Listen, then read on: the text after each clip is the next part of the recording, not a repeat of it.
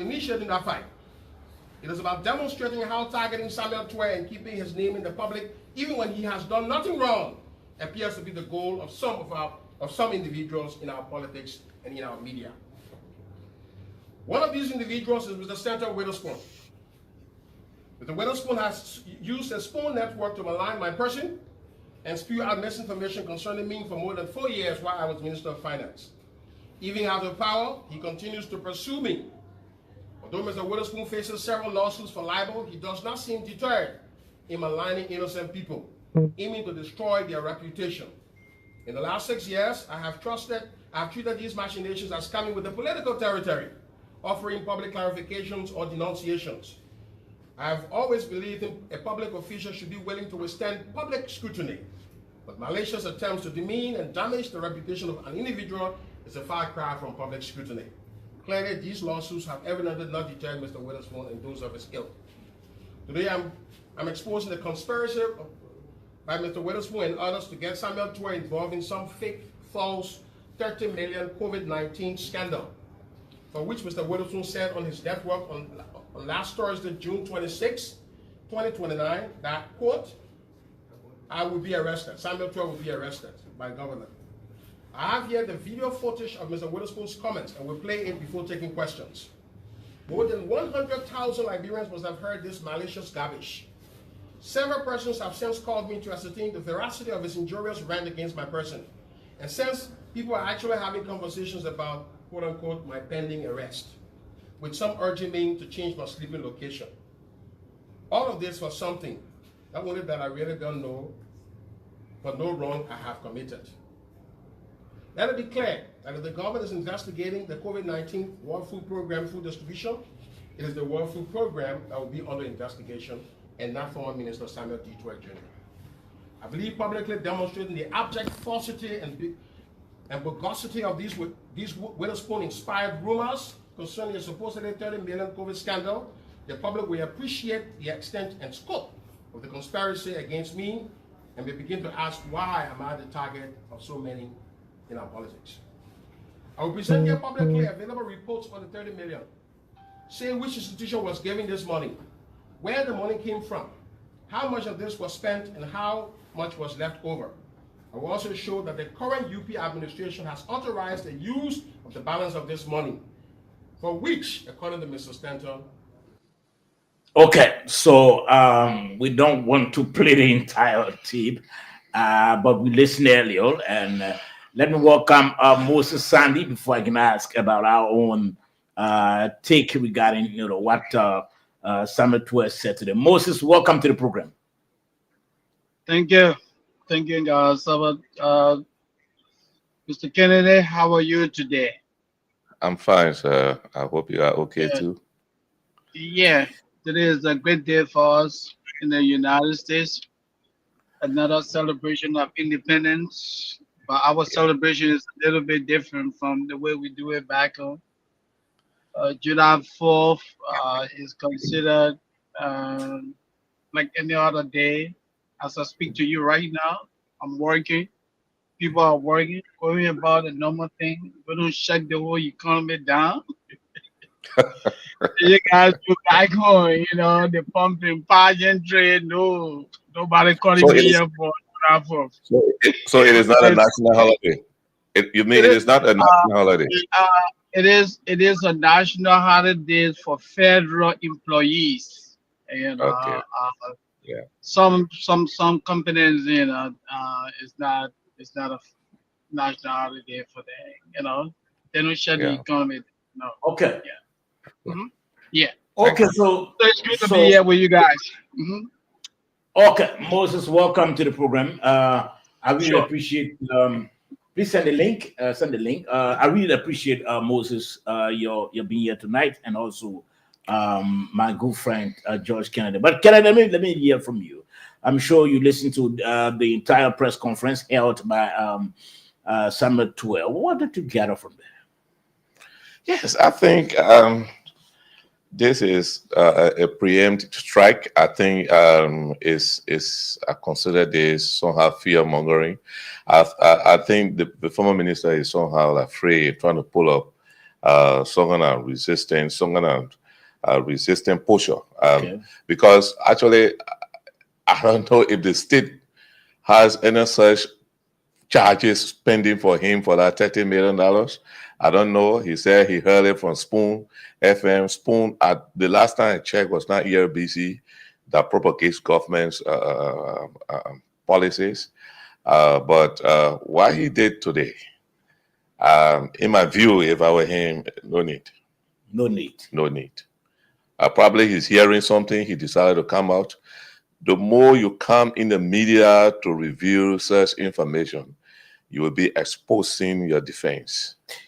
Okay, in such a case, if there's one. In another word, you are saying that if someone just came up tomorrow and begins to peddle lies against you, major, maybe linking you to some irregularities or something, you're just going to sit quietly and not respond? Not really. It depends. You know, like he spoke as if Spoon was speaking for the government, and that's not the case here.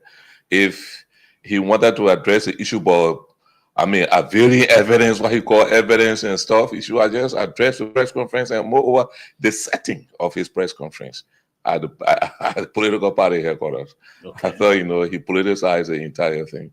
Okay. Probably the party is his defense now. He has no other defense. Probably, I'm just saying probably. But I thought that he would have sat anywhere, home or whatsoever, and then address whatever he may call misleading information from Spoon FM, okay, instead of linking all those stuff. I thought that it's fear mongering. Again, before I go to Moses, do you think it's just fair?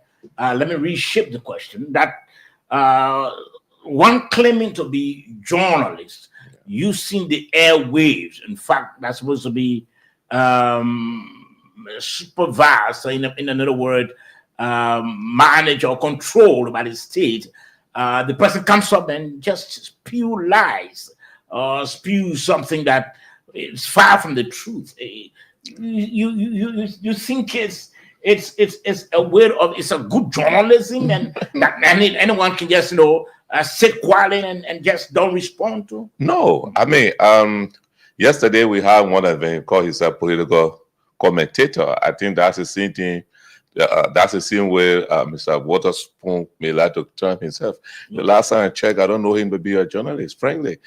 I know that he owns police or radio stations in town because he invested in them. But it doesn't make him a journalist. I don't know his background if he's a journalist, but he's a talk show host on the internet that links to his radio stations here. I thought some of the things they discussed there, they are very wrong. I can really say they don't represent journalism. But again, that's it. That's freedom of speech. Article 15 of our Constitution is clear, but you are responsible for any injury you may cause to another person. So that's where the finance minister came in. But I'll just look at the setting of his press conference and how he started throwing papers out. That he was responding to probably government was going to go after him. This, and I thought he was afraid. That's why he did that. Yeah. Okay. So Moses, you listened to the press conference held by the former finance minister Samuel Tuwe, making some clarifications. What did you gather from the press conference today? Look, Sober, as a journalist like any of you guys, I want to beg to differ with my brother Kennedy, Mr. Kennedy. He said the information did not emanate from LBS. So he believes that what is coming from Samuel Tuwe is fear mongering. I don't know the last time we ever decided in Liberia that if information doesn't emanate from LBS, no one should take it seriously. That's a real problem. And then you heard Samuel Tuwe. Mr. Tuwe said that use of a crime that one has a record to prove. He's been linked to a $30 million COVID fund. And he said the information reported by Spoon Communication Network is incorrect. If the information, according to Mr. Tuwe, is incorrect, then he has the right that any other person. You heard him say that for the last 4 years, the Spoon Network, headed by Stanton Witherspoon, has engaged in a defamation, character assassination, campaign aimed at, embarrassing him publicly. So on that basis, he has chosen to go to court. It is his constitutional right. It is his constitutional right. If he feels that, hey, his character is being maligned as a former official, anybody for that matter, like our Moses saying it. If someone says something about me that I feel that, hey, my character is being maligned, I'm being defamed publicly, I can seek legal redress. So the former minister has all right to seek legal redress, because this has to do with what? His reputation, his image. This has nothing to do with the Liberian government. He's saying that, hey, I am going after Spoon. Yeah, let me just end quickly. He's saying that, he's saying that he's going after. Let me just complete my thought, Mr. Kennedy. I will give you the opportunity. The guy is making the argument that he's going after Spoon Communication Network, headed by Stanton Witherspoon, because he believes this is a targeted campaign, which reportedly started 4 years ago when he was Minister of Finance. He says Spoon Communication Network has consistently defamed him, and this time he's being accused of a crime that he believes he has no connection with. On that basis, he wants to go to court. So let me provide a little bit of education here. I heard you say that Stanton referred to himself as a political commentator. He's not a journalist. Let's get this clear. In journalism, anyone who uses a media outlet, either print or broadcast, whenever someone uses the outlet to defame or libel another person, the individual being libel or the person being defamed, that person can seek a legal redress, not against the individual, but against the media entity. In broadcast journalism, when people's character are defamed, when people reputation are being attacked, the individual being attacked, the person can file a lawsuit against the entity, not the individual, because I think you're missing this thing. Yeah, I think you're missing. Yeah, you're really missing. We're not discussing the issue of libelous, wala libel per se, libel per co. Nobody is defending. We told you. We said probably. No, I'm not saying you're defending. Yeah, I'm not saying you're defending. I'm just trying to help understand. First thing, in broadcast journalism, Samuel Tuah will not sue Stanton Witherspoon for libel. No, libel doesn't apply to broadcast journalism. In broadcast journalism, they sue you for slander. They sue you for defamation, which is what language. Moses, let me come in a bit. We listened to Samuel Tuah when he said, although Witherspoon is faced with a couple of legal battles for libel as well, and made reference to the case in the U.S. Now let's look at how does it happen. Let's give our listeners some understanding. Let's assume Samuel Tuah's legal team went to court tomorrow. The man who has been sued, Stanton Witherspoon, is far from the country. How does it play out? Moses, want to just give us an idea as to how does it play out? What's going to happen?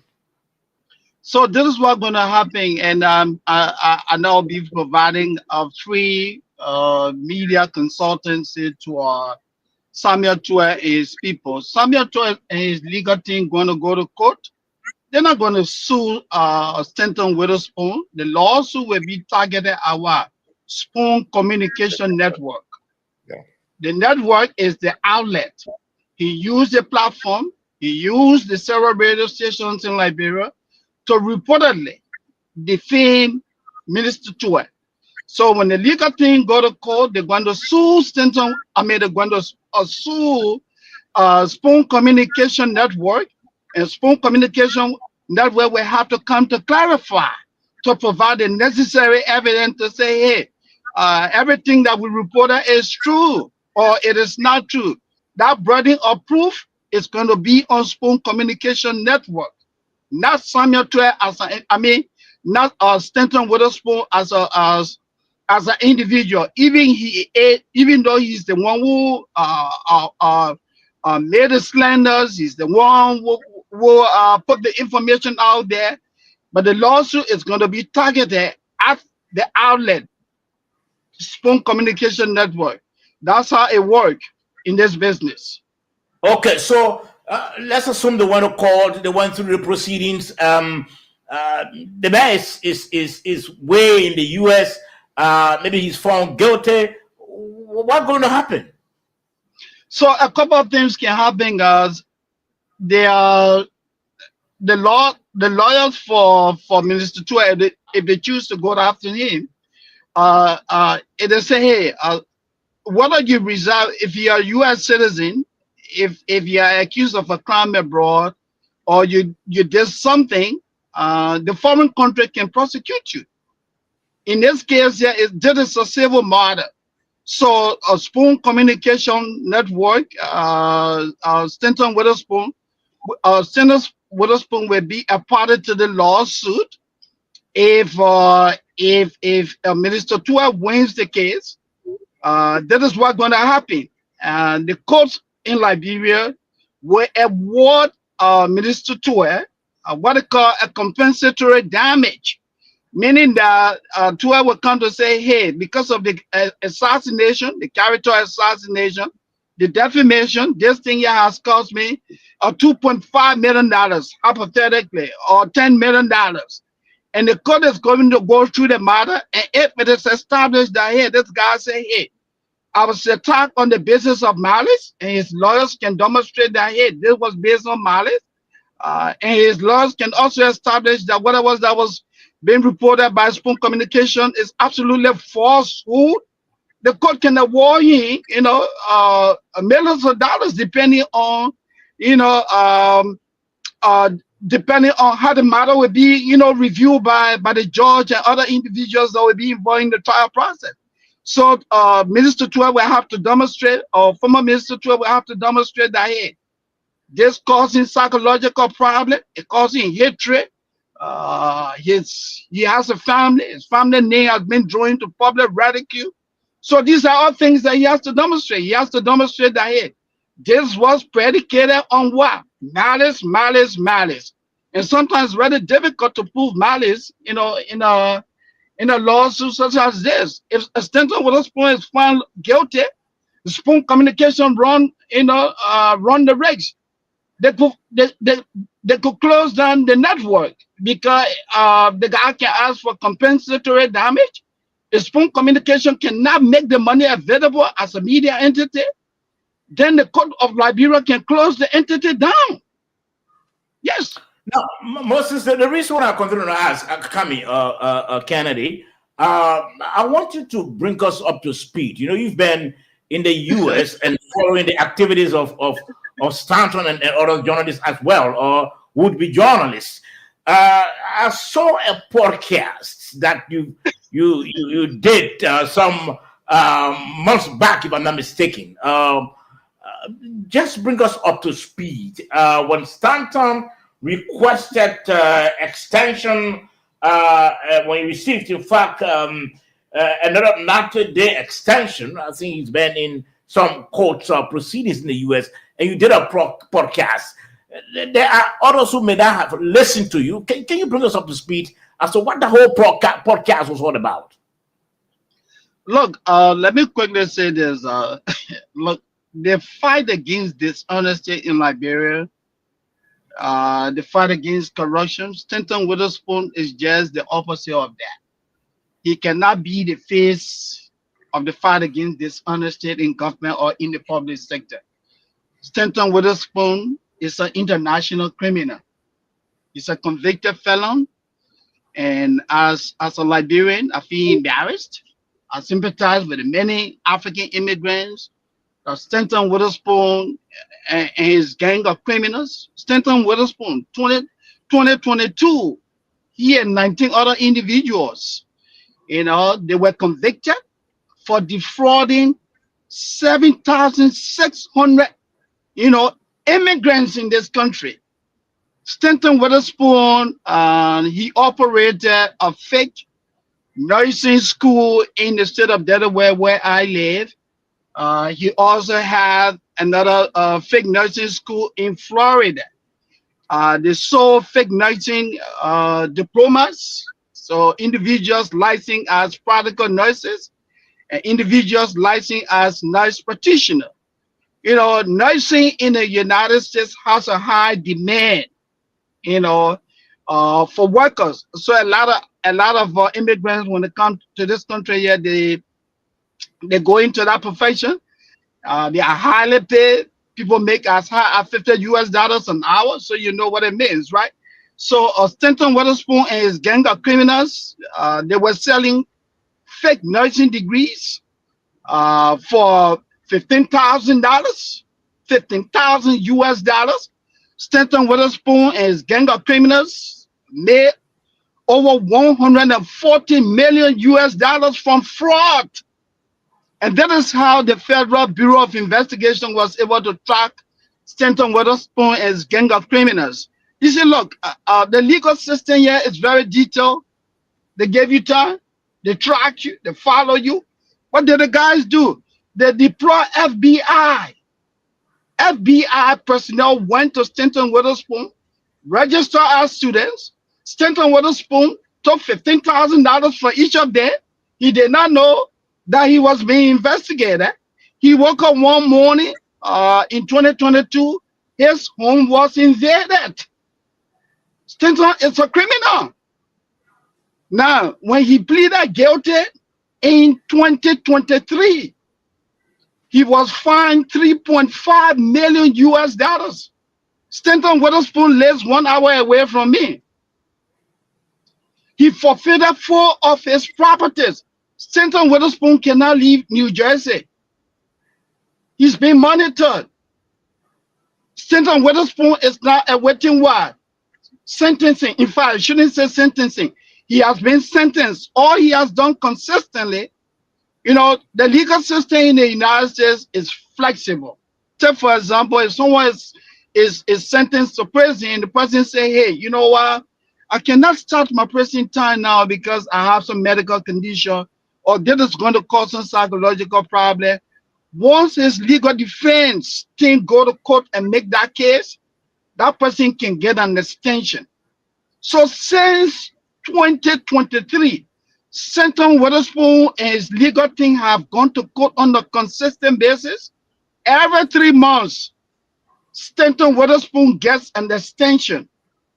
Tomorrow morning, as I speak to you, if the judges decide that, hey, Stanton, we have done this for you repeatedly, we can no longer do this, Stanton Witherspoon will go to prison. Stanton Witherspoon risks going to prison for 41 months. We're talking about 3 years, 5 months. So it's just a matter of time. This guy will serve prison time. So it's so unfortunate that you have a criminal, an international criminal, using the airways of Liberia to destroy other individuals. So then let me comment, Moses and Kennedy, because the government has a fiduciary responsibility to ensure the decency or the decent usage of the airwaves. It's the government that's responsible for that. Yeah. Let's not looking at Stanton though directly, but why would the government sit, supinely or maybe the press union as well. But the press union will have little power to, you know, to rebuke people. But the government, you know, sets firmly and allow, you know, someone claiming to be a journalist or a journalist, you know, defaming or, you know, broadcasting incendiary, comments or programs, and the government says there, it's a troubling. Let me ask you, Kennedy, before I come back to Moses. It is troubling. But the truth is, in a democracy, they say freedom of speech. You see, when it started during the last administration, it was seen as very good. Today, it is biting and biting everyone. Even the current government, Stanton can go completely off and say just anything he wants to say. So they look at it and they let flow. I don't think it should be so. I think the media space should be used by professionals. And he's not one of them. As I said earlier, they will call themselves political commentators. They will call themselves, I'm not a journalist, I'm a talk show host. I'm using my network, right? Because the profession that we practice, we went to school learning to practice.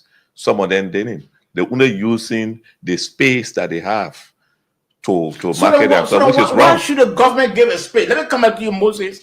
Why should the government give space to someone who claimed to be a political commentator, damaging the reputation and injuring the government, institution, trying to create some bad image for the government internationally? Why should the government allow such an individual to continuously use its space?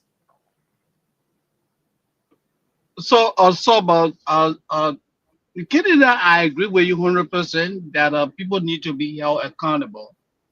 But what I don't agree with is that you can claim to be a political commentator, but when you are using the airways of Liberia, for the propagation of messages, then you become amenable. You can say, "Oh, no, I'm not journalist."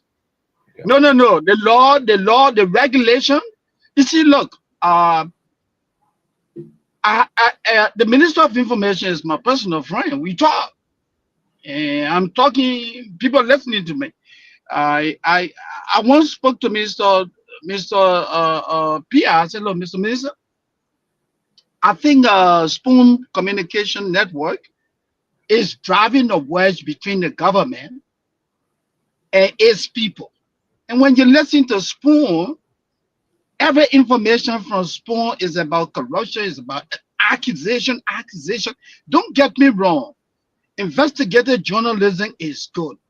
But if you have somebody who is continuously spewing falsehood, then that's where the role of the regulator comes in. You call in the management of Spoon Network and say, "Hey, we gave you license, we gave you operational license, but the role of the media is not to inflame and not to undermine the peace of the country." And you have a serious conversation with them and tell them and say, "Hey, look, you guys are going off tangent. If this continues, as a government, we have a responsibility to uphold and protect the peace and stability of this country." Spoon is off tangent. The other day, I heard this criminal talking about opening an office in Liberia where people will go and they will literally buy information. You can't do that.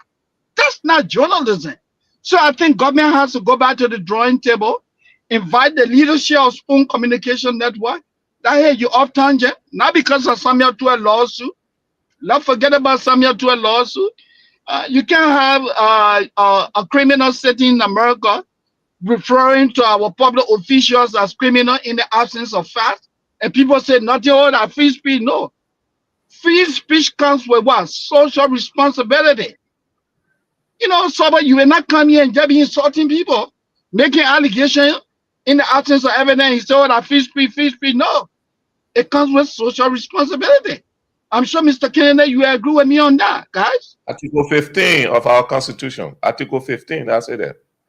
It's very clear that the freedom of speech comes with responsibility. If you cause injury to anyone while discharging your freedom of speech, you will take the responsibility of your action. So it's clear, So that's why most of us who went to journalism school, the professors never miss teaching us, pressing on that particular article, that you should be a responsible journalist, that any information that you put us must be checked and counter-checked and follow up. You should be correct. It should meet the ABC of journalism. So that's the difference between us and those people. And they do it under the guise of freedom of speech on the other side of the world. How can you go on radio be insulting people all of the time? And they have sometimes I'm troubled. Let me say this before we can connect with our guest. Our guest is already on. We'll have Representative Smoke Mulbah very shortly to look at the local government acts that the lawmakers are currently working on. We want to ask as to what qualm do they have with the act. We'll be talking about that. But I'm troubled, especially when I see individuals claiming to be journalists, using the airwaves that the government's supposed to be able to regulate. When I see them spewing out or using invectives against the national leaders, I'm troubled. And it just shows that the profession, our profession, has been bastardized to the extent that just any Tom, Dick, and Harry can just get behind the microphone and spew and insult national leaders. No, I'm troubled. I'm troubled by that. We've advised the government to give the president of Liberia some regulatory authority. We've spoken about this. The former Minister of Information, Honorable Len Eugene Nangbe, former Assistant Minister David Kole, we had the information in the press. We had the discussion in the former PUR office, Charles Coffey. And look, until the Ministry of Information, that act created a Ministry of Information that gives that ministry this type of authority to have this 100% full control. That act is repealing the issue of regulatory activities or authorities given to the president of Liberia. The PUR cannot do anything, and the government goes to close any radio stations that they are seen as attacking the free press. So that's where the problem is. The president of Liberia should be given the authority to regulate itself, its members, institutions, and practitioners. No, but I don't see that as attacking free press or trying to muscle the press. No, if a radio station is bent on trying to spew lies, paint the government so negative to the extent that the government cannot get aid, that the government cannot receive any sort of assistance internationally, I mean, that station should not be operating. No, that station should not be operating, because you can operate a radio station at the detriment of the millions of people that you have, caring for. The state, as an institution, we all saw here where how to call the station, Mr. Henry Costa running for the government when the closing down. A lot of things went on. That closure was seen in the eye of the public as an attack on the press, because the government gave the license, government went to go close without recommendation from the president of Liberia. Had it been that the PUR was the one that was actually regulating, and if you don't meet the code of ethics of journalism and the recommending to the government that these particular institutions should be de-licensed, it would have been a different story. But you went as a government with the police on your own. That's the person will win the public sympathy. So in Ghana, in Nigeria, the journalism union in those places, they are giving those authority.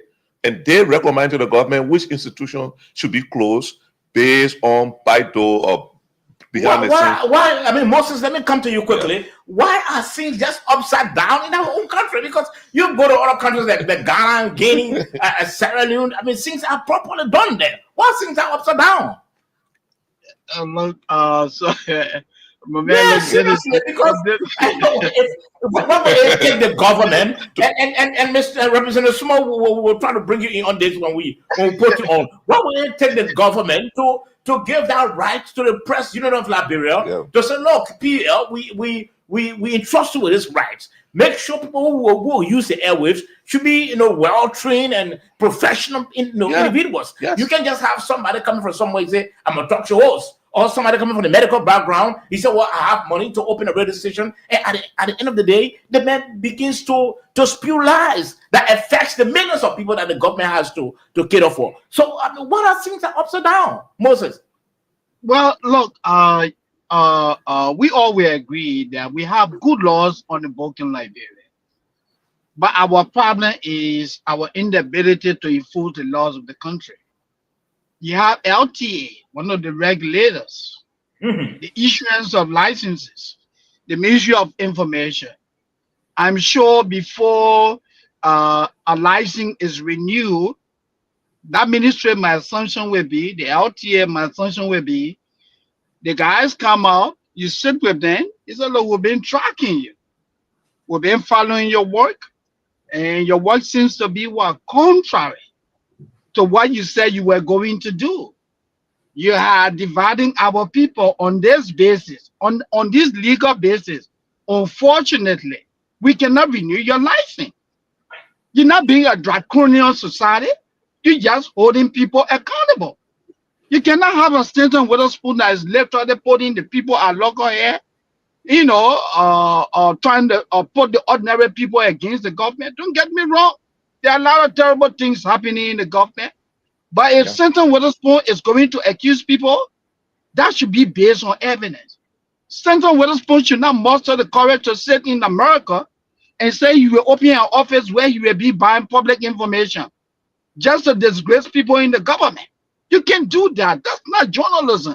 So if those crazy stuff are happening, we hold LTA responsible and the Ministry of Information, not exerting its authority. You call the people in. You're not being, you're not being a tyrannical government, but you call people in and say, look, man, this is not journalism. We just can't do this. Moses, I'm not talking about calling. I want to throw this briefly to the public before we can take our guests. I'm not talking about calling them in, but what is it wrong? What will it cost the government if the government came up tomorrow to say, look, Press Union of Liberia, we don't want to be shutting down institutions, but in other countries, you have the rights. So make sure we are giving you those rights here. Make sure that you utilize this very well. That individuals will not just come and abuse the airwaves and cause dangers for the country. That to the extent that the country will not will not receive aid from anywhere. When the international community begins to see the country as a country that has lots of corrupt individuals and there will be sanctions and the country will not benefit from any international aid. So why will it cost the government to give the people that right? I think it would be a welcome idea for everyone to sit around the table, like you and my brother Kennedy said, bring the PL in and say, look, PL, we want you to take on this responsibility. It's not only taking on the responsibility as a government, we'll also track you to make sure that you're doing the right thing. Dedicate that responsibility to them, and you do the monitoring. If the PL is off tangent, then that becomes a whole different thing. But I think it's something that we can look into as a country if we're going to dedicate that responsibility. All we want is responsible journalism. I'm sure the three of us we agree on that. Responsible journalism. Yeah. And I think let me not blow our own horns, but I think that what makes this program very, very distinct, having trained and professional journalists. I mean, Canada would not broadcast anything here that has no truth in it. And now you slant any information, or I can, because the thing is we are trained, that whatever information before you put it out, it has to be properly, balanced. Yeah. Let me put it to the public quickly, just briefly before we can take our guests in. Our guest was just at the backstage, but he's gone. Maybe I'm sure you will join us later on. 0778 460 793. Again, 0778 460 793. That's the number to call, and you are live on the nighttime heat. Should the government begin maybe to properly regulate the airwaves? Should the government begin to do that, or just give the right to the president of Liberia so the president of Liberia can do it? Let's hear from this caller quickly. Good morning. Good evening. Yes, good evening, Mr. George. Yes, sir. Let's hear from you. Yes, I'm Jeffrey from Clarendon. Mr. George, thank you so much. So we have to be very sincere to ourselves. Mm-hmm. You can't tell me Waterspoon today, if a bad guy is feeding out misinformation or disinformation, if I may say, only during the Joseph Boakai regime. These people in the United Party survived. They have benefited from misinformation, disinformation concerning Waterspoon. And there were some government officials, current government officials, then in opposition, appearing on the Spoon network, feeding out disinformation against the Wida regime. See, you see it as a quote-unquote free speech to malign the character of the government then. And you see folks in the United Party are uncomfortable. The difference is, in this government, every information put out, especially the issue I have to do with the MCFS, put out the information, and after investigation, it was proven correct. The information was true. The person suspended. Several information, several other reports or school referred to information, and the person after investigation or took action. So it's not about disinformation, it's about the massive corruption that is going on in this government. The act of respect for the rule of law that this government is carrying on. Let's look at the issue of the recent indictment. Senator Waterspoon came out with the information that the government was planning to indict few people. And Saturday, I think one day after, they come in and came out with charges. The police, they came out with charges. After that, they indicted. So the issue is not about disinformation. There are people within the city that are providing the information to Senator Waterspoon. Okay. So everything he said about this government is true. It's nothing about this. Okay, let's take another call on the line. You made a point already. Good evening. Hello. Yes, sir. Let's hear from you. My name is Stephen Toa. Okay. I'm calling from Singapore area. Let's hear from you, Mr. Toa. Sobo, you people are not fair. Mm-hmm. You people are not fair to yourself. You Sobo, Mm-hmm. you work in the George Weah government. Mm-hmm. You know how Satan Waterspoon is this information and all these things. You say wrong things about George Weah government. Today, some and others got unsanctioned because of this information. And nobody ever said, and they had other people like I won't call his name there because he's not deserved to be called. Prophet Key, the Yeke, all the other people. Radio stations were giving false information. Nobody complained. Nobody complained. Why now? So let me ask you. Should we continue to do the wrong things? Is that what you are insinuating here? Yeah, until they must do it until United Party government is removed. No, then the other government can put into place because United Party government benefited from these things. Okay, but the thing is, thank you. What we say is that the government has a responsibility to control the airwaves, right? Yeah. But the government can take that right and give the right to the press union, so that the government is not seen as trying to muscle the press when it is going against individuals or media institutions that are abusing the airwaves. So you can take that right and give it to the press union. So that's the question we are asking. Should the government begin to give that right to the press union so that the press union can be able to regulate, those who call themselves talk show hosts and causes some because it's troubling. You listen to a talk show host and he's insulting, using invectives on a national leader. It's troubling. On the public 0778 460-793. That's the number again. 0778 460-793. That's the number to call, and then you are live right here on the Nighttime Heat. Again, share the show. Just go on your Facebook page and you tap Nighttime Heat just to see words and going to follow the show. Besides, you can go on your YouTube channel and you tap Nighttime Heat. Also, you subscribe and you hit the notification bell so that you are live every time the show is on. Again, 0778 460-793. Moses, you heard the last caller. He said yes because the current people in government benefited from Stanton's lies and all of that, so it should continue. Is that the Liberia we can build, Moses? Absolutely not. That's what we call, so that's what we wrong. Yeah, so that's what we call moral equivalence. And something happened bad in the past, and so on. So, oh yeah, so the other people did it, we didn't do nothing. So why now the other people doing it? So you're trying to say that what happened in the past is good, and right now it should continue. No, we don't want no moral equivalent yet. And as a government, we're moving forward.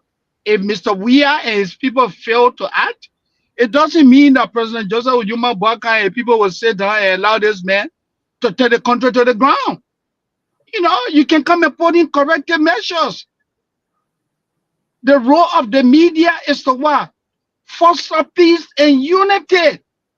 Propagate public information, educate, but not to drive a wedge between the people and the leaders.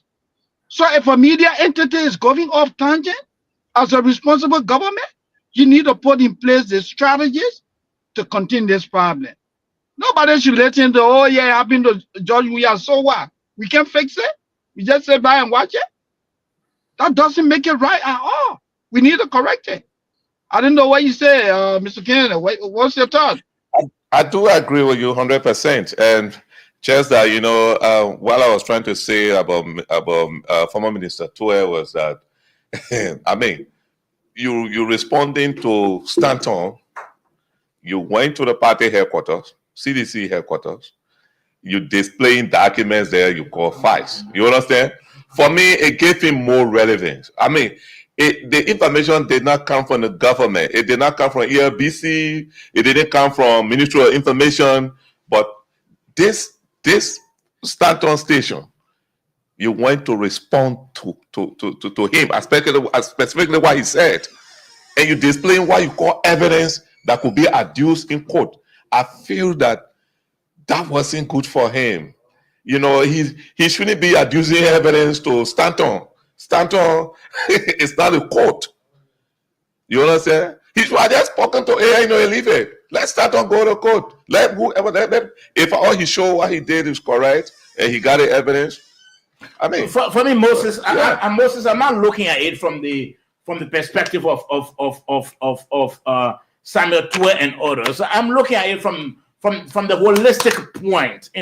While we have a group of individuals calling themselves talk show hosts, not journalists, they just talk show hosts. They take the airwaves and they spew lies and at the end of the day, the government or the people suffer because of the lies. Government officials are sanctioned and aids are not, and the government doesn't receive aid. And at the end of the day, the people suffered. Yeah. Is that what we want? When in other countries, it's well organized. You find the press union of Liberia. Let me take this caller quickly. Yes. Good evening. Yes, sir. So my name is Theophilus Tony, and I'm in Malaria. Let me say good evening to your panelists. Okay. But there are two things very quickly. I'm disappointed in your panelists and in the United States. On the telephone, I'm disappointed in him. But let me register the disappointment.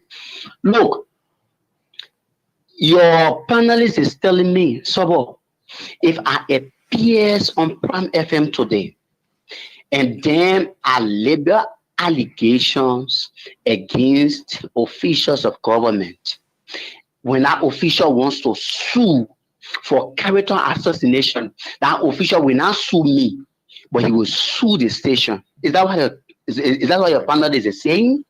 Stanton Waterspoon make an allegation against the former finance minister, and he's there saying that it is the Spoon network that should be sued instead of Stanton. How sure are you that look? How sure are you that the station has evidence for what Stanton said? Stanton is a man by himself. He knows what he said. He has evidence to what he said. So it is Stanton that should be sued and not the station. Okay. No, Okay. no, let me tell you this. Yeah, so Yes. so, Let me Yeah. conclude. Yeah. Let me conclude. yeah, Lastly, let me quickly provide education for this caller here. You know, look, no, my now, let brother. me conclude. Yeah, For you want to okay. show. I just get a minute to Yeah, talk. go ahead, You want to conclude. show. Yeah, You go can ahead. provide that education after. But that education will not be for me because I already said and knowledgeable of what I said already. But here is it. So, but your panelist is also saying to us, because Stanton is a criminal in the United States. So it means all of what Stanton said against the former finance minister that lied. Look, let former finance minister Samuel talk go to court. I don't think what my panelist said embodies what you are saying. He didn't No, say that's what he said. Because he said Stanton is a criminal and Stanton does not have ground to accuse people. Okay, So even if Stanton has evidence, of Samuel Tour's corrupt attitude, Stanton should not say because Stanton is a criminal in America. Okay, the man himself will respond. Thank you very much. Let's take this call on the line quickly. We have to connect with our guests now. Let's take another call on the line quickly. Good evening.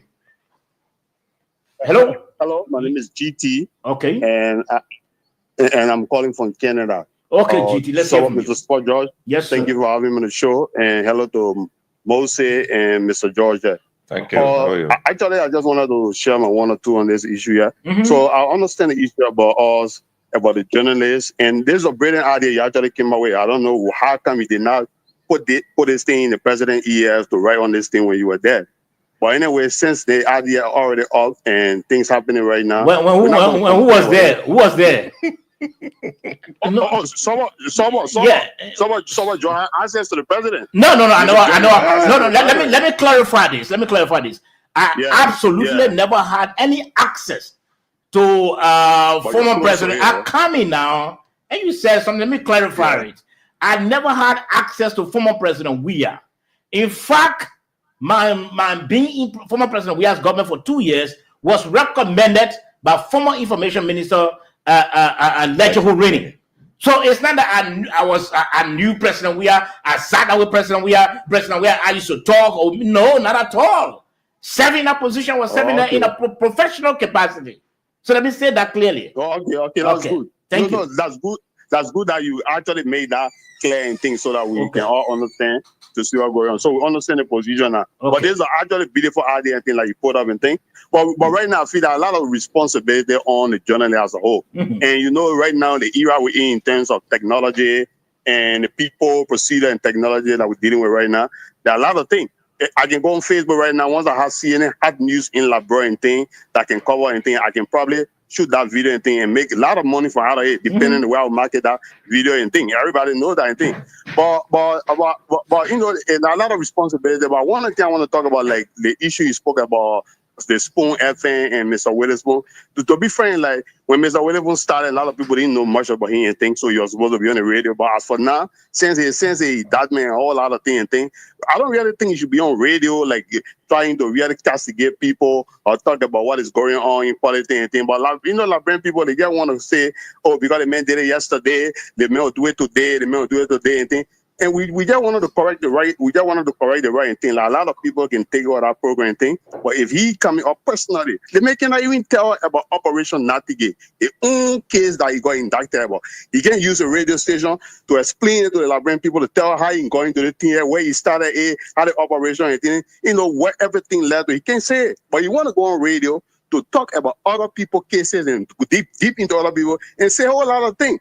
Yeah, well, people right now, they glue to the lie and thing. And at the end of the day, what Mr. Witherspoon doing, when Mr. Witherspoon comes Sunday, he said, God can bless everybody, it's okay. Where our people can get out one or two things, they listen to the radio station. The small cash and thing with Mr. Witherspoon, he really damaging the image of the radio service on that side. We all understand when it comes to the media and thing. But there are small policy and things people can make money for. Journalism making money like, bro. All the journalists I see, they wearing big coaching, they dressing fine thing, they got big houses and things. Go see that job they're doing. They just journalists. So what you expect other people to do?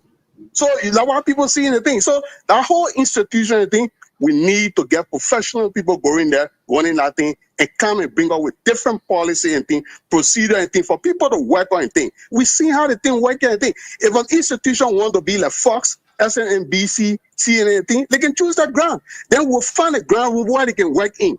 If other people want to be in with other local media and thing like investigated and thing, then we need to drive them in that direction and thing. But it left for all, oh yeah, we'll use the social media, we'll continue to talk, and we'll come on program today and express our view. Thank you very much for having me on the program. Thank you. We really appreciate your time on the program.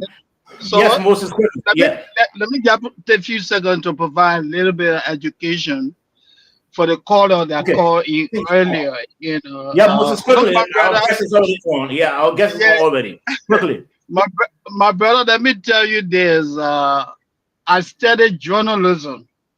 And before I resettled in the United States, I was a senior media person at LBS. I know how media law works. I studied media law. In journalism, when lawsuits are filed, they don't file against the individual. They file against the entity for which the individual works. If I sit on this platform and defend anyone's character, they're not going to sue Moses Sani. They're going to sue what? Prime FM and what? Yeah, sure. Nighttime Heat. Because I use the medium. My brother, go do a little bit of reading. That's your homework there. I want you to do. And then something this gentleman said, and he said something very important. The last quarter, this guy said something which is very laudable. He said, look, Stanton Witherspoon has what? Integrity problem. He has credibility problem. And sober. Since 2022, when Stanton Witherspoon was busted, 2023, when he was convicted, sober Mr. Stanton Witherspoon and his panelists on Spoon Network, none of them have mustered the courage to tell the people of Liberia the status of Mr. Stanton Witherspoon legal troubles in the United States. Is that journalism? You don't talk about your situation. So then when does objectivity comes in?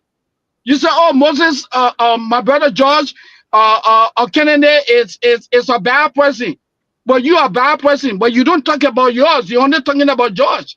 Is that journalism? Look, man. Man, look, George.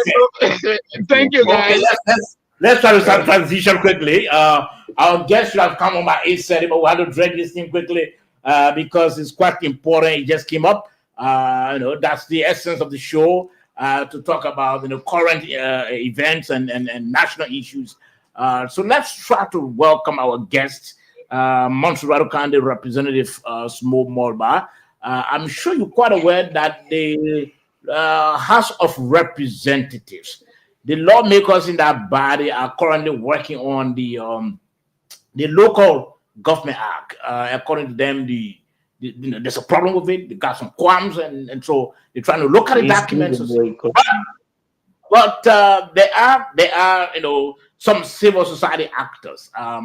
In fact, some of them staged major protests last week. We shortly played that protest, that video, and they are against. They've pushed back on what the lawmakers want to do. But we understand the lawmakers are still working on the document. So one of those, in fact, in the thick of that is Representative Smo Molba, and he has joined us tonight. Reb, welcome to the program. Thank you, my brother. I want to say good evening and to Reb, you need to adjust because you are not coming in properly. You need to adjust. I'm sure either you have to go off and come back on. You need to adjust so that we can hear you. Good evening. Probably his mic. Yeah, you need to look at the mic, mic, and yeah, I think he has to go out and come back. Yeah. Rep, good evening.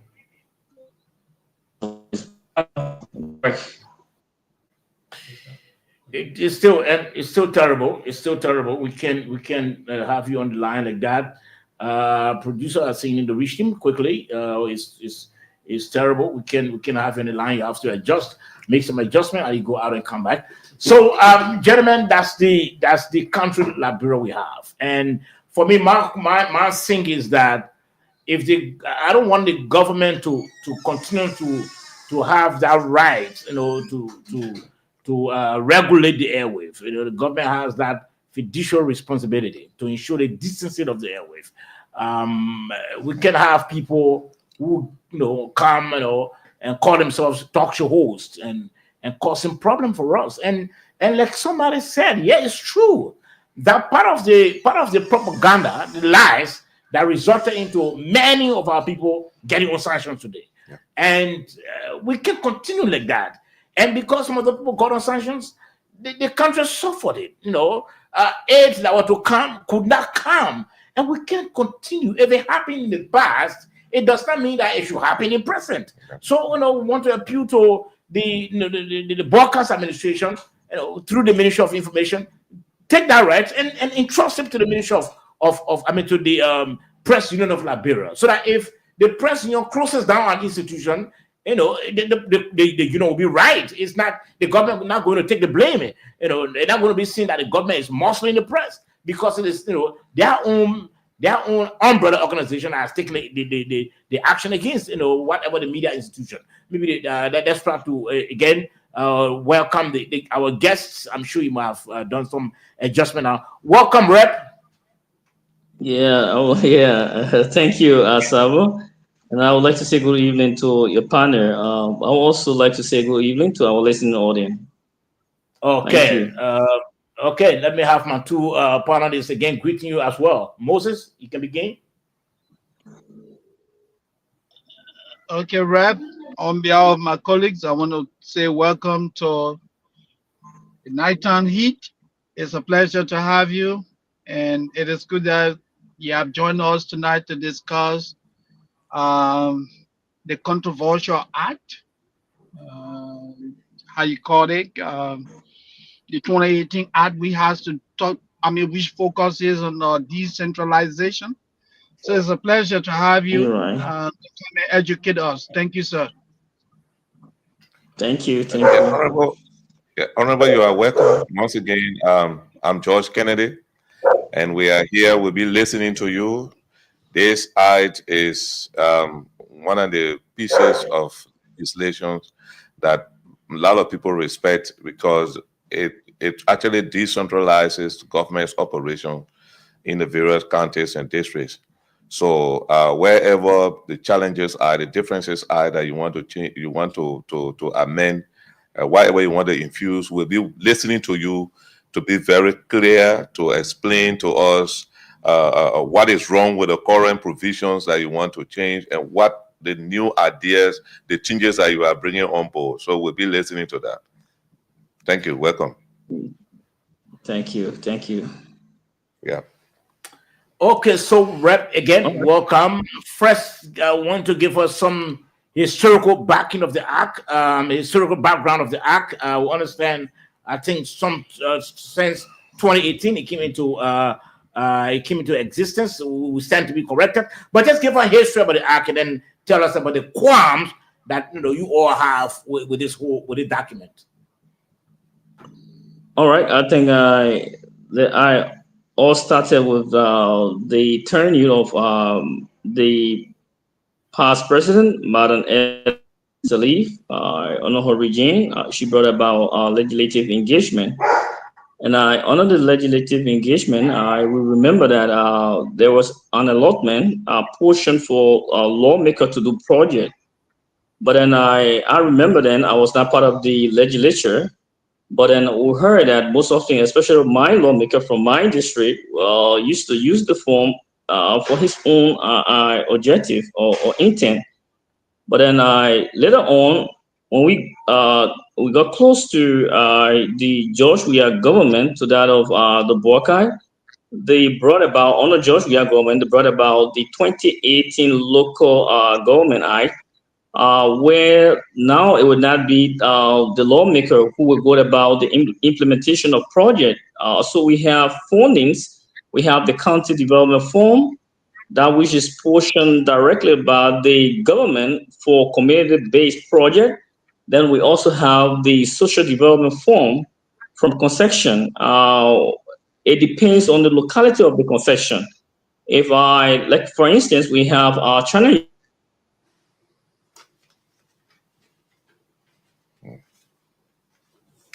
Hello,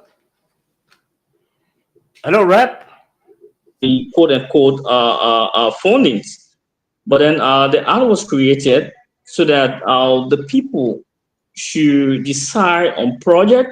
This time around, it will not be with the lawmaker, but it will be directly with the intervention of the people to that of their own administration.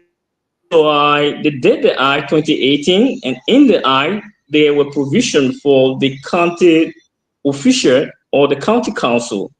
Then under the county council, we have the administrative wing, which is headed by the superintendent.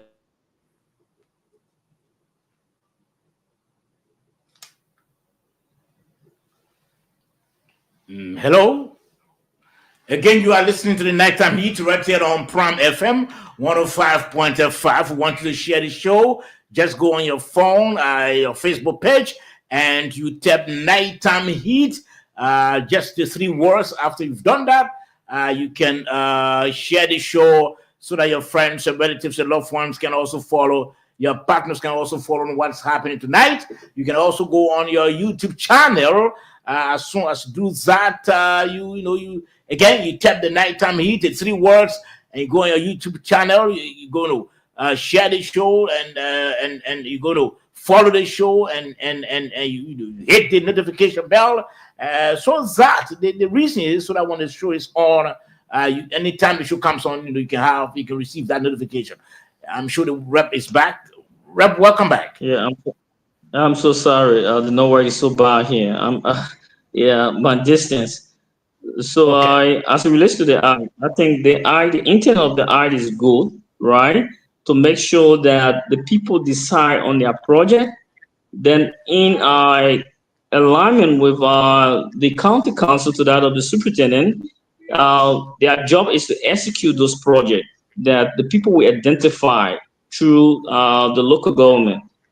But then this eye is unique, and I have 1 or 2 issues with the eye as it relates to chapter 2, chapter 3 of the eye. So under chapter 1, it gave the preview and the historic city of the entire eye. Then under chapter 2, it gave you the authority and power, right, of the county council. So when you look at chapter 2 of the eye, under section 2.2, that talk about the selection process of the county council, because the county council have the mandate, they were given the power to regulate policy to that of the expenditure of projects. So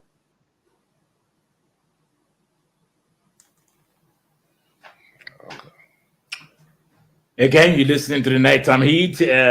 Still finding it difficult with the internet connection. Hoping that you can come back. You just went on off again. Okay, I think you have to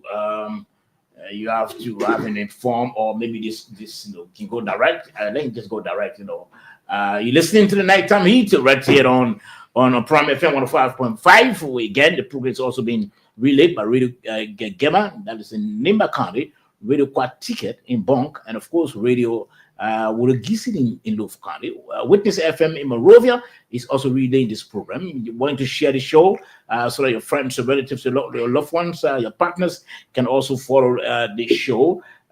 This is the only nighttime program that's not one-sided.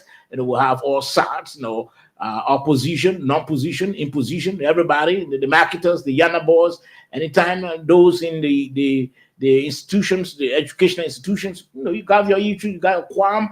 Just have us informed. Make sure that we bring you on these platforms where the national government can hear you and also take actions.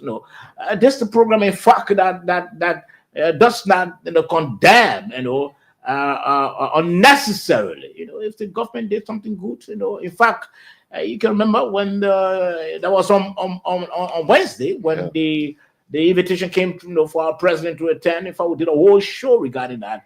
And in fact, that was the network that broke it.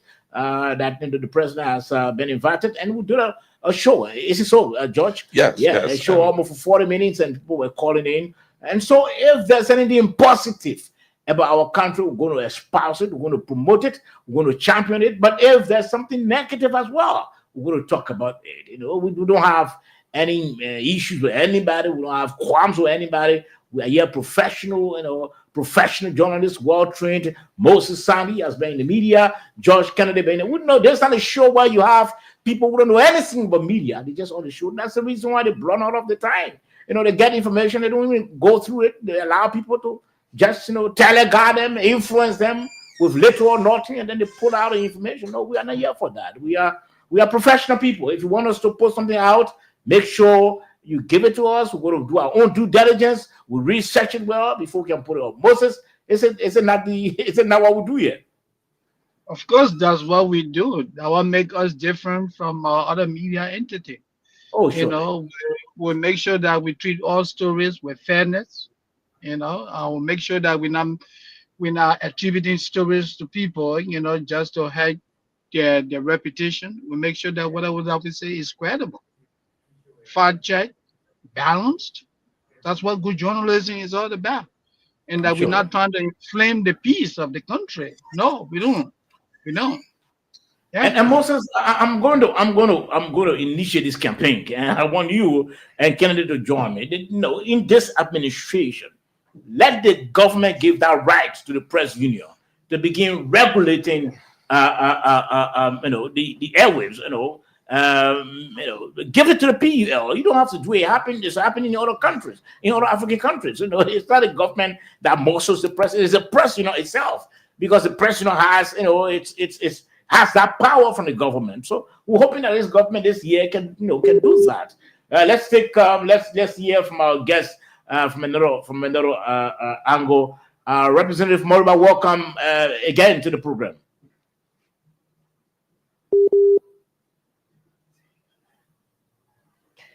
Representative Moriba, welcome again to the program. The internet it's giving him problem. I hope he can call just direct, and then we can do the show as soon as possible. So like we're saying, that's our qualm. That's that's what we want. That's our intention. That the PUL be given that power to be able to regulate the airwaves, so that we can have people. And like I said, it hurts some of us. Especially you look at a national leader, you say things about the national leader. You abuse him, even his personal, what a health, you put it on your radio, your network, and you expose him to public and ridicule. That's totally wrong. And it's totally wrong. And the government needs to wake up, give that right to the press union. The guy who's currently heading the press union, I'm sure he's one of the best we have in the media. Yes, Julius Carnaby. Yeah. Julius and his team will be able to do that properly. Yes. Where someone will not just wake up and say they are talk show hosts, and they just get on radio and spew lies, and it's endangering the stability of the country, endangering the welfare of our people. That's totally unacceptable. So we're hoping that the government can see reason to do that. Moses. And just as a side comment, the professionalism we're talking about here, it's good to have people who have an understanding of how powerful the media is. When you talk, when you publish, it means a lot, because people will always say, I read it from the papers. Yeah. I heard it on the radio. Yeah. And for example, I think it was today's Friday, right? Thursday. Yeah, I, yeah. I was watching Spoon, and I just want to use Spoon as an example. I saw a podcast where Stanton Witherspoon and other, panelists on the show making a mockery of one of their colleagues. Look, nobody is a perfectionist. We all do make mistakes as human beings. And those guys, Stanton Witherspoon had the audacity to bring a video, that is trending social media regarding one of his panelists that said that Nimba County and Lofa County have a common border. This guy was in error, but that was not something that you use to denigrate one of your panelists. It speaks about childishness, irresponsibility. Does he know the number of people that watch that podcast, denigrating one of his own colleagues? And you think he was joking? That was no joke. He does that every time. He does that every time. I mean, it's a frequent behavior. No professional journalist would do that. No.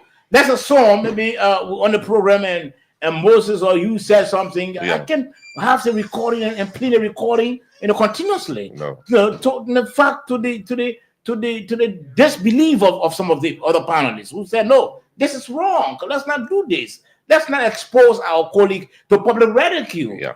But that's and I'm hoping that I can sit with the minister of information, or maybe sit with the president one day. If the president will do this, and as a legacy that you said, let him do. Give the right to the press union. We're not going to allow anybody to just get on radio I can tell you, we came very close. We came very close to signing the MOU with the past government. Okay, let's try to take our guest quickly. Our guest is back. Representative Small Mall, welcome back.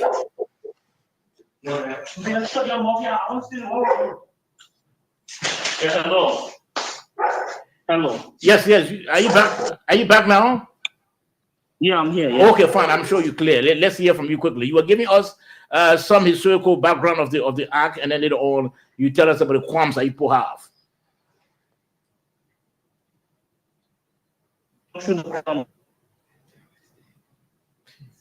Hello? Quickly. Chapter 2, chapter 3. The power of the well, it's first thing is that hello. Yes, go ahead. Yes, go ahead. Yeah. When you look at the position of a county council on a broad perception, you find that the county council are people with opinion from different background. They are elected by the government to govern the county, right? Mm-hmm. And when you have you find that the power of the county, as they say in the county council in section 2.2 ensure that county operation comply with law and policy. That's one of the mandate of the county council. Then there is a word that was used in 2.2a. The county council shall promulgate county rule regulation.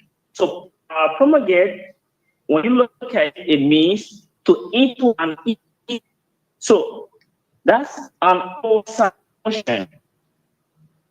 If you from the House of we have the Deputy of People, that's what I say. Agree that they say that law because I have the monetary aspect. But remember then, the monetary aspect is not the issue. The issue here is policy. Yeah, so project. That would be. Someone may I suggest something, please? Yeah, Moses. 1 minute, 1 minute rep. 1 minute rep. Yeah. 1 minute. Yeah, Honorable. This is indeed a very important discussion we're having tonight, and it seems that we're having communication problem, network problem. I'm not getting him. I'm not getting him. Are you hearing me? No, I'm talking to Sober quickly. Sober, is it possible that we can reschedule the honorable where he will be audible so people can really listen to him? This is a very important discussion, and we're having network problem. I don't know. Yes, okay. I think the producer will reach out to him. Let's try to. You have it informed. Let's disconnect him because we can. We're not getting him clear. He's not clear. He's not audible. We can continue to have him on the line. But you're listening to the Nighttime Heat right here on Prime FM 105.5. If you want to share the show, just go on your Facebook page if you're using your phone or your laptop, and you just tap the Nighttime Heat. As soon as you do that, you're going to watch the show, and you can also follow the show. Besides, you can go on your YouTube channel and then tap Nighttime Heat. As soon as you do that, you can also hit the notification bell. For the YouTube, just hit the notification bell so that at least anytime the show comes on, you don't have to again. Just you're going to get notification and you watch the show. That's the Nighttime Heat right here. Yes, Moses, you were saying something.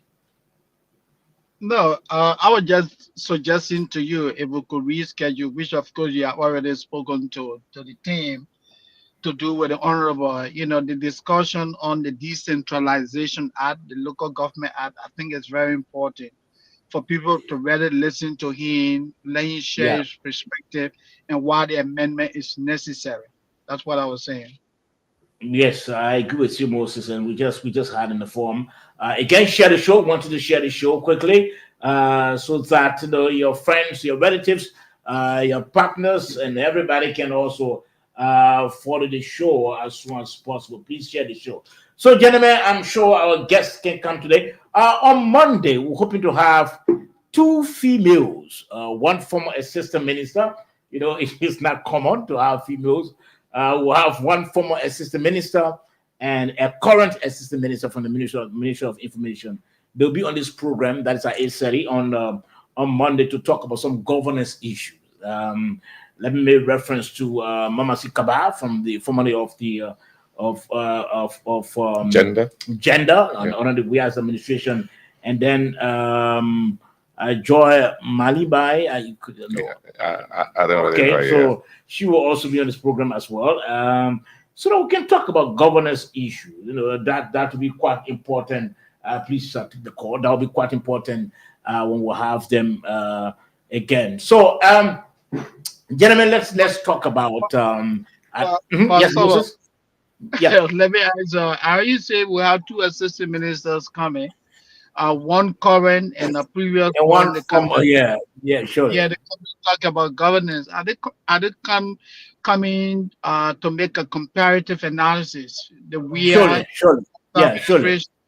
Oh, okay. We look forward to that. I think that would be a very interesting show. Yeah. They already agreed. I spoke with them. They agreed already to come. That's on Monday. We'll have we don't have. It's very rare to have females. Talking about national issues. So we're hoping that they can really come in quickly so we can have them on Monday and then discuss a couple of issues. But gentlemen, we still have the issue of the president's trip. In fact, I was listening to the radio that the news is to be traveling any moment from now to the U.S. Again, it's basically in the interest of the country. This is the first, I'm sure, major invite or major visit to sit with the White House president. Our president will be sitting with him. Again, let me hear from you, Kennedy, before I can go to Moses. What is your expectation, Kennedy? Well, I will be a bit cautious, but I know that the invite is very good. But the outcomes, I will be a little bit cautious. But I know President Trump. He doesn't like anything. He doesn't go for it. He's very direct. He's a direct person. And the same thing with his vice president, J.D. Vance, Mr. Vance. The both of them, they are very direct, and they are going to be straight to the Liberian government.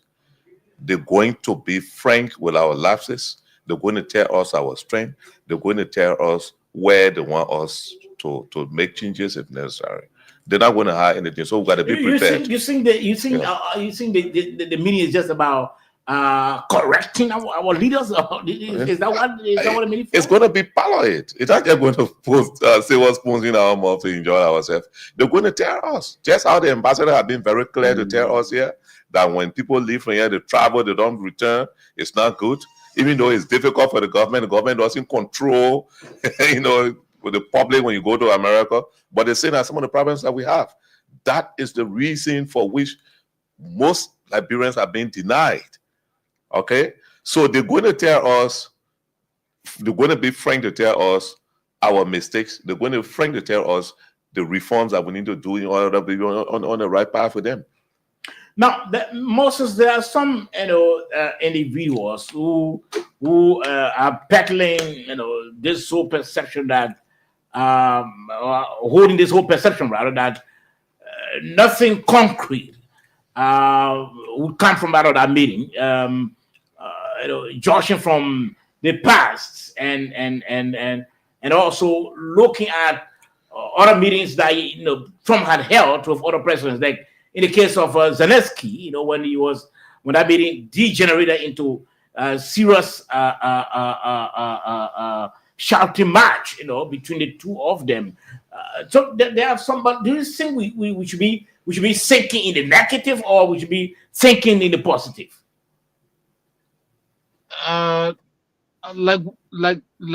George, I don't want to be preemptive to say, well, the meeting may go well or it may not go well. I would just say that here we should take in good faith that our president will have the opportunity to interface with President Trump. And don't forget that there is a meeting bringing 5 countries, leaders of 5 countries, African countries together. They may touch a little bit on Liberia, but I'm sure that is intended to address happenings on the continent. So it's not a one-on-one. Maybe the president may be fortunate to have a one-on-one, but if they're going to meet in general, then of course the discussion is going to be what general. They're not going to be let's discuss more Liberia, let's discuss more Sierra Leone. I'm just being hypothetical here. So I'm sure it may be governance issues, concerning the continent. That would be my reading into it. But again, I don't want to be preemptive. Let's look forward to what comes from the visit. Let's look forward. No, for me, I think there will be some positives coming out of that meeting. Judging from the fact that we have this historical tax with the U.S. I know President Trump invited other African heads of states, but I want to say that I'm sure in his mind he knows that he has special ties, with Liberia. So our treatment, I'm sure, will be quite different from that of other African countries. Going to give us some preferential treatment, especially in the meetings and some of the things that you want us to do, and some of the aids that you will have for this for the people of Liberia, and I'm sure I want to be very positive that something good will come from out of it. But again, we need to be prepared, because some of the things sometimes we don't do. We go to the sort of high power meetings. We are not prepared. We don't have anything in our hands to show where if they ask, what is it that you want the U.S. government to do? How do we build your economy? How do we build your security? How do we build your education system? We need to have something on hand, so that when we get there, that our people will present, if at all they ask them to present something.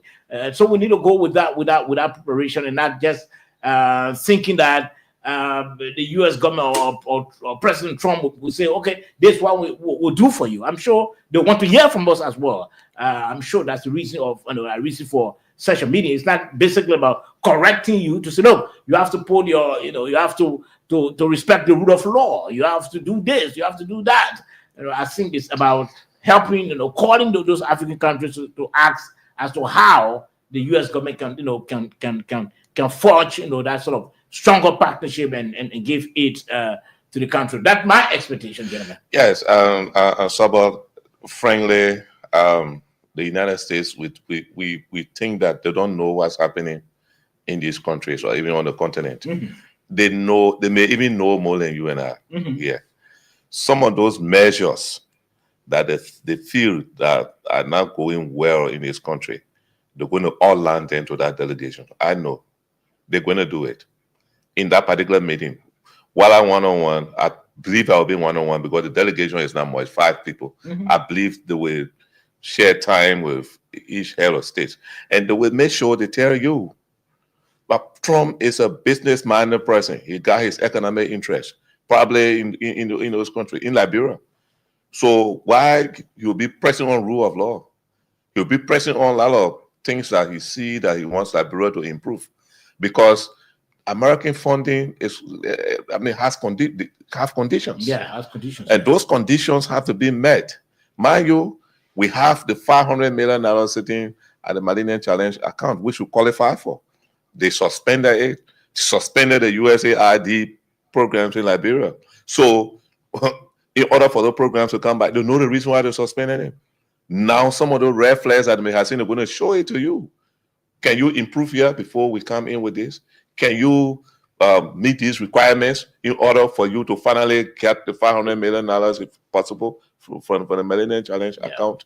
They're talking about security. They're talking about all other aspects. So that's why when you said we should go prepared, with our notes well prepared, for security, to economics, to whatever, education, health, we got to be prepared. The notes got to be really and well prepared to be able to engage the Americans on it. This is not ordinary breakfast or lunch. No, not at all. For invitation. Yeah. So you have to qualify for it.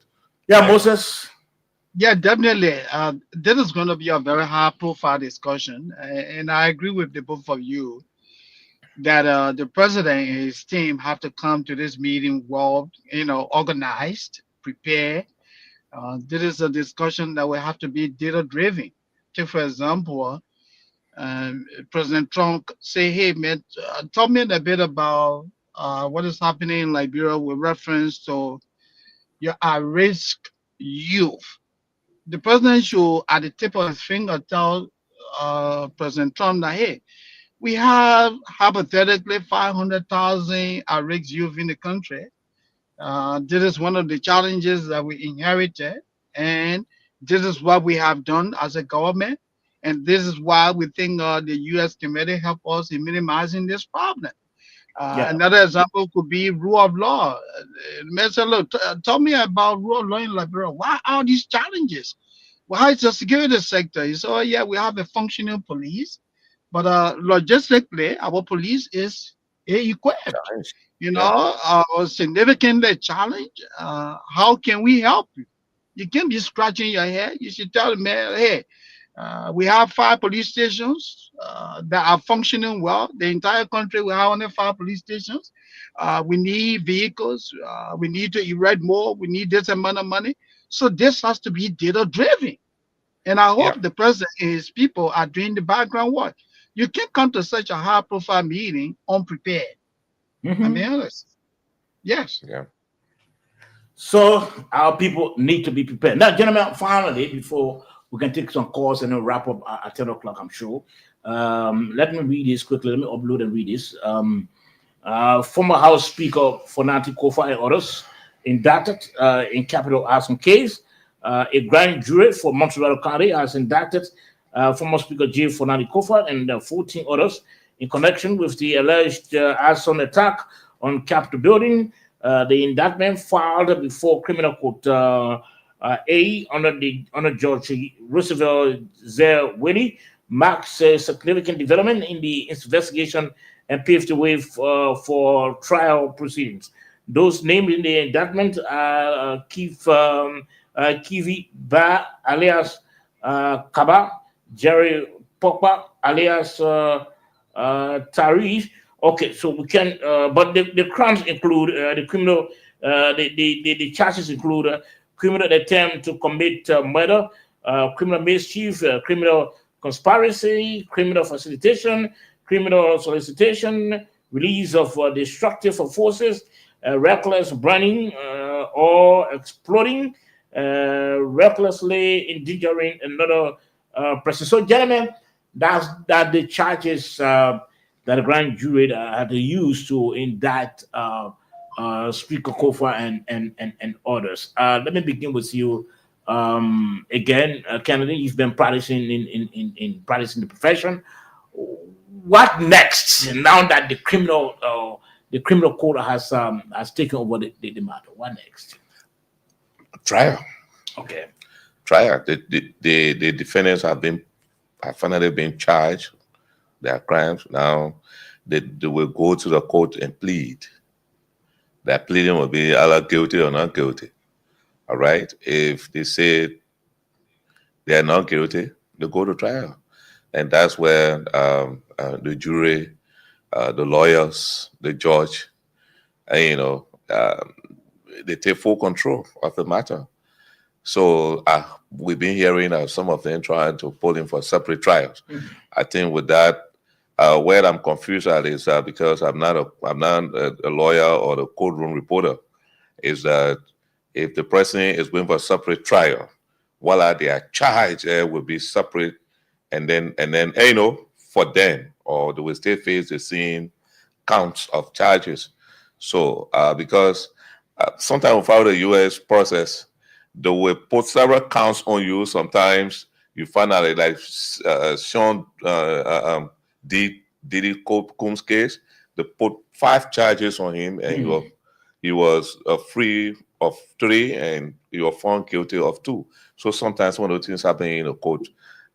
So people want to know if there are separate trials, what are the same charges going against the individuals, because we're hearing rumors that former Speaker Kofa may be pleading for separate trial. Now, so, given the high profile nature of this case, candidate, do you think we're going to see a speedy adjudication of this case before the close of the year? I'm not seeing that possibility, because looking at our judicial history, it's not like the U.S. where they will say this case will stay 6 weeks, 12 weeks. We give time. The judge will give time how long the case will stay. But in Liberia, they don't. It doesn't happen. So that is one of the reforms that I've been talking about, that the judiciary needs reform. Okay, sometimes we'll go and say that government delaying, so they go defense delaying. When the case goes to court, the judge should look at the evidence and look at the case and be able to announce how long this case will last. And you press the 2 parties on the timeline so that the public will get the judgment in that time. But here, the Kerry case, it stays so long, the merit of the case dies behind the scene. At the end of the day, somebody come out with some ruling, they say, oh, this one was tampered with.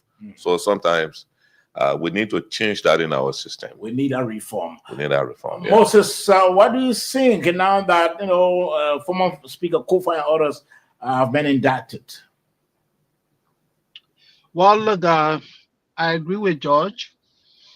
What has started now is the beginning of the legal process. All other thing that was done, they just laid the foundation for the trial. This is where the challenge is really going to be, proving beyond the reasonable doubts that these individuals committed those crimes. The prosecution is getting ready. The defense counsel is also getting ready to go to court to make the case that, hey, yeah, you charge these people with conspiracy, but we have the facts to prove that the charges against them, are inaccurate. So the legal process has begun.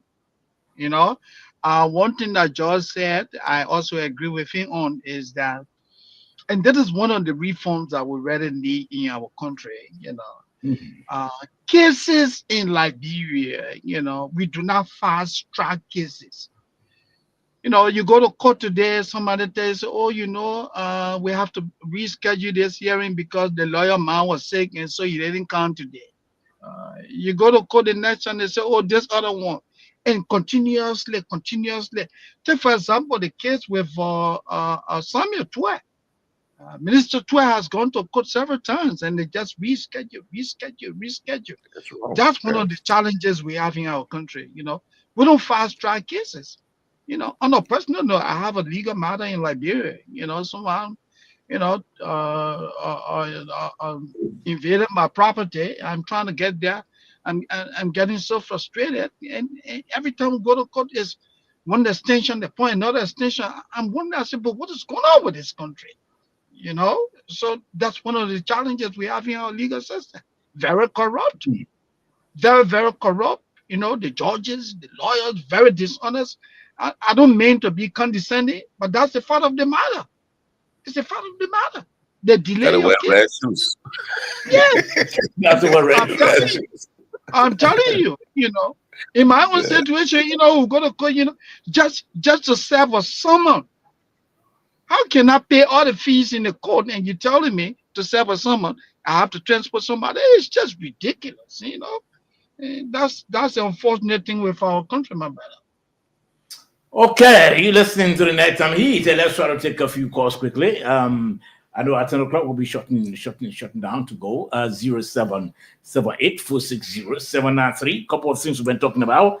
We may have individuals who want to chip in. Again, 0778-460-793. That's the number to call. 0778-460-793. You can call that number, and you are live on the Nighttime Heat tonight.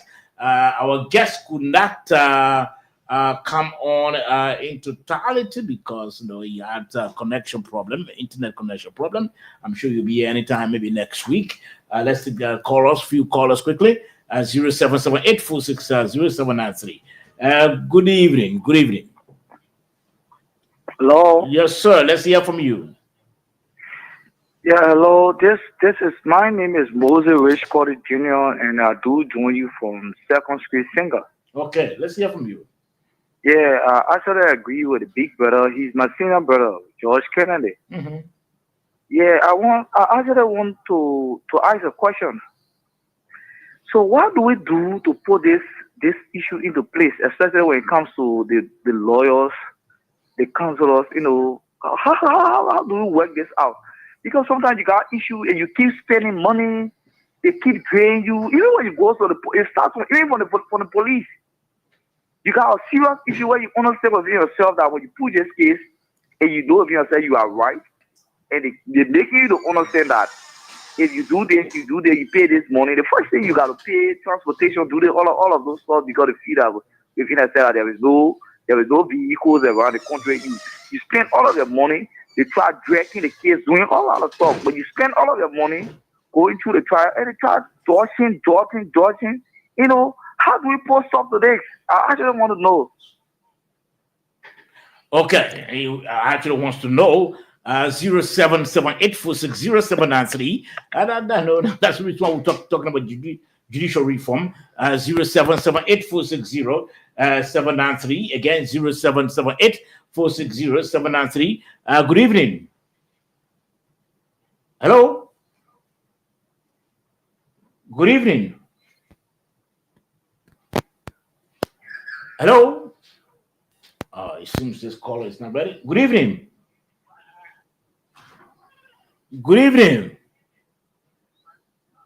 Oh, we can have this call on the line continuously. 0778-460-793. Again, 0778-460-793. That's the number to call, and you are live on the program. Very, very shortly, we should be taking our exit. 0778-460-793. That's the number to call, and you are live. Good evening. Good evening, Saba. Yes, sir. Yeah, my name is Jessica, and I call from Bangabong County. Let's hear from you. Yeah, thank you for the show. I actually followed the show to get into the topic on the Local Governance Act. Anyway, thank God it will be rescheduled and we'll still have to follow. But I also want to, when I listen to the little part he talked about, when he talked about the origin of the law, the local governance law, how it came from Honor Ellen Johnson Sirleaf. You get me? Yes, I'm getting you. Yeah. So I just want to make it clear that that law has an origin from the Accra Comprehensive Peace Accord, not just with Ellen Johnson Sirleaf, even with the interim government. So it's a recommendation through the TRC that talk about how our government was more centralized and we needed a decentralization process. So it's something that come up to allow the power of the people to prevail. So it's good that they are trying to do it. And I think one of the arguments they are running with, that they have the power to approve budget. They are misquoting the public. It's not they're approving, they say you have the power to approve national budget, but not county budget. So are you saying if you approve a budget for Kari in the national budget, meaning when Kari ready to implement, they have to come back to the lawmaker to approve budget again? So there are a lot of, we hope that we'll have the space where we get interface with some of these lawmakers to understand these different things that we are talking about. The Local Governance Act gives power to the people. If you want to really go back to navigate the issue of power, then we should go back to the issue of Article 1, Chapter 1 of our Constitution that says all power is inherent in the people. So the president's power comes from the people. The representatives, the national legislature's power comes from the people. So if they are asking back, if the decentralization policy is asking back for some, then I think we will go back to some of those different issues and talk about. Okay. And before I just dropped the law about the issue with the guests with the president and his guests are going to meet the president of America that you are discussing. Yes, I think we have to go there as a country, but I think I still see it almost like a show that almost appear with the South African president, the president from Ukraine, because it's not a kind of a space that's been created for a frank discussion. Because if it is a frank discussion, how do we discuss human rights when America herself has violated most of the human rights issues that she stands for? Let's take for example, I'm really wondering how the State Department report on human rights will look like this year, with all the other issues that are going on. So I think it's just something to call the people like a big brother calling a small brother, say, yeah, don't do this, do that. But they will not be going by the principles of human rights. It is being developed by all of us. So that's just my contribution to the show this evening. Okay, many thanks, Mr. Cole. Really appreciate your time. We're hoping that next week we can discuss this whole issue about the Local Government Act when the representative comes in, because they're currently working on a document to make some amendments. So hoping that you will come in next week. Thank you for joining us here. Okay, so gentlemen, we got 3 minutes to go quickly. Moses, we had a very fruitful week. A couple of things we've been talking about. A couple of things been happening. We have to go now, but let me hear your party comment quickly before we can go tonight.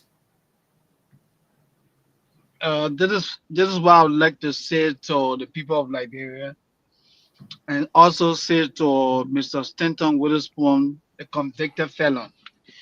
Mr. Stanton Witherspoon is the opposite. He cannot be the face of the fight against corruption in Liberia.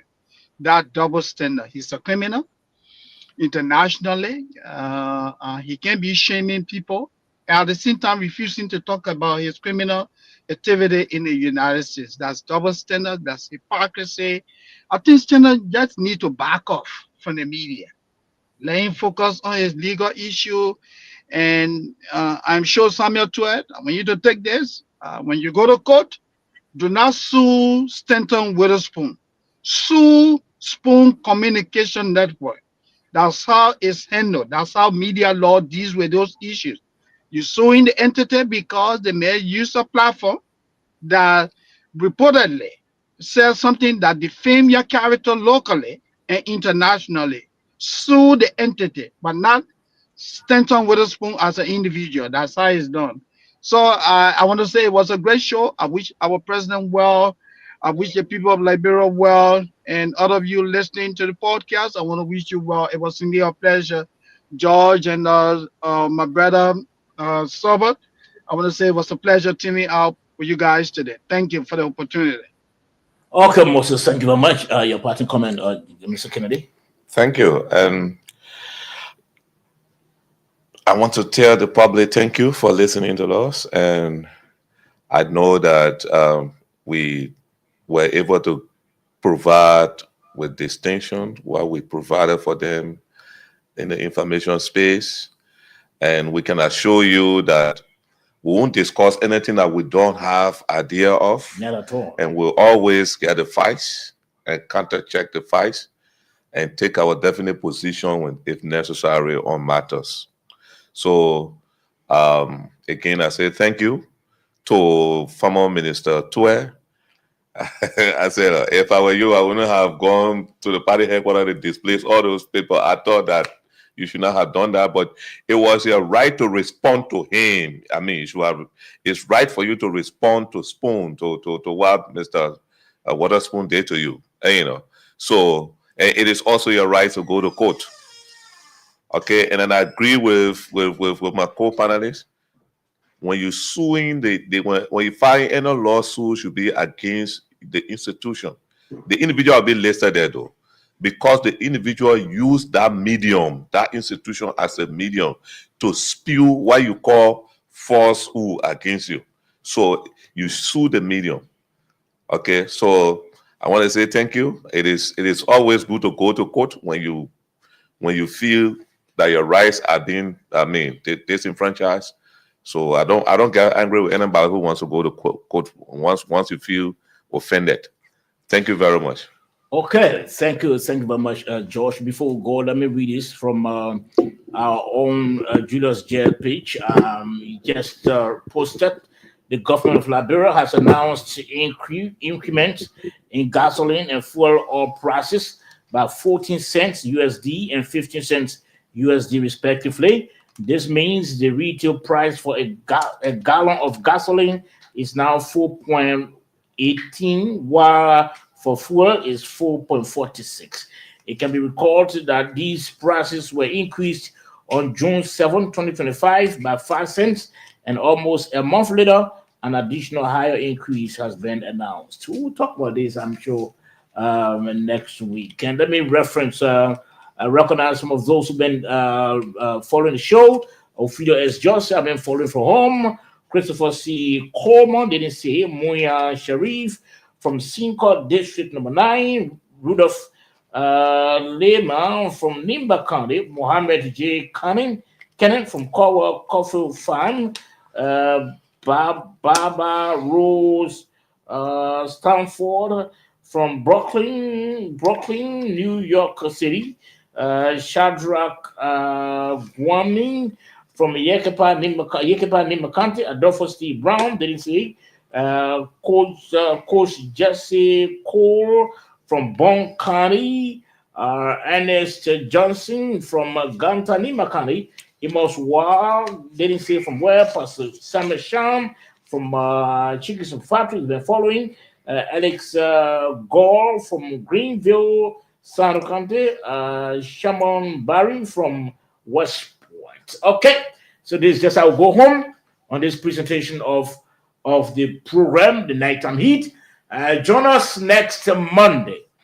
Next week, we'll be here with another fascinating editions of the program. We're still making some strides to be able to broadcast this program every day. That is from Mondays up to Fridays. That is Mondays, Tuesdays, Wednesdays. So we'll have additional 2 days to add. So we're trying to gather the resources. As soon as that happens, we'll make sure we're going to broadcast this show from Monday up to Friday. We'll add an additional 2 days, the Thursdays and the Tuesdays, so that we can go full week. Until then, continue to listen for professional discussions, professional engagement. We want to continue to listen to this program. Until then, thanks to all my producers. Sabo George is my name. Have a pleasant and restful night.